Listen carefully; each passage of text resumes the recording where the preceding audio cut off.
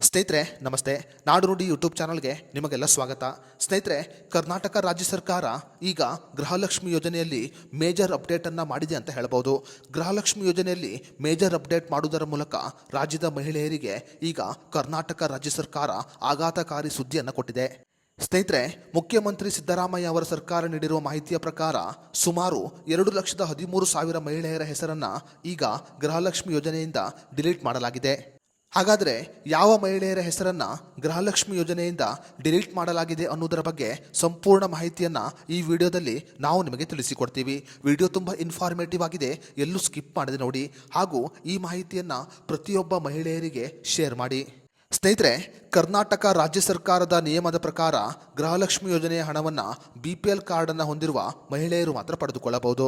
ಆದರೆ ಸರ್ಕಾರಕ್ಕೆ ಸುಳ್ಳು ಮಾಹಿತಿಯನ್ನು ಕೊಟ್ಟು ಸುಮಾರು 2,13,000 ಮಹಿಳೆಯರು ಗೃಹಲಕ್ಷ್ಮಿ ಯೋಜನೆಯ 2,000 ರೂಪಾಯಿ ಹಣವನ್ನು ಪ್ರತಿ ತಿಂಗಳು ಪಡೆದುಕೊಳ್ಳುತ್ತಿದ್ದಾರೆ.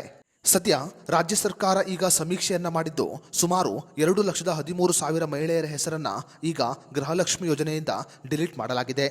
ಹೊಸ ನಿಯಮದ ಪ್ರಕಾರ ಆದಾಯ ತೆರಿಗೆಯನ್ನ ಪಾವತಿ ಮಾಡುತ್ತಿರುವವರು, ಅಂದರೆ ಗಂಡ ಆಗಿರಬಹುದು ಅಥವಾ ಹೆಂಡತಿಯಾಗಿರಬಹುದು, ಆದಾಯ ತೆರಿಗೆಯನ್ನ ಪಾವತಿ ಮಾಡುತ್ತಿದ್ದರೆ ಅಂತಹ ಮಹಿಳೆಯರು ಮುಂದಿನ ತಿಂಗಳಿಂದ ಗೃಹಲಕ್ಷ್ಮಿ ಯೋಜನೆಯ ಹಣವನ್ನು ಪಡೆದುಕೊಳ್ಳಲು ಸಾಧ್ಯವಿಲ್ಲ.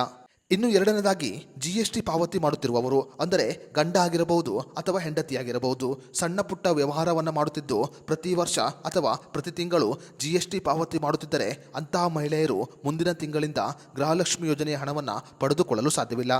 ಸುಮಾರು 2,13,000 ಮಹಿಳೆಯರ ಹೆಸರನ್ನು ಈಗ ಗುರುತಿಸಲಾಗಿದೆ.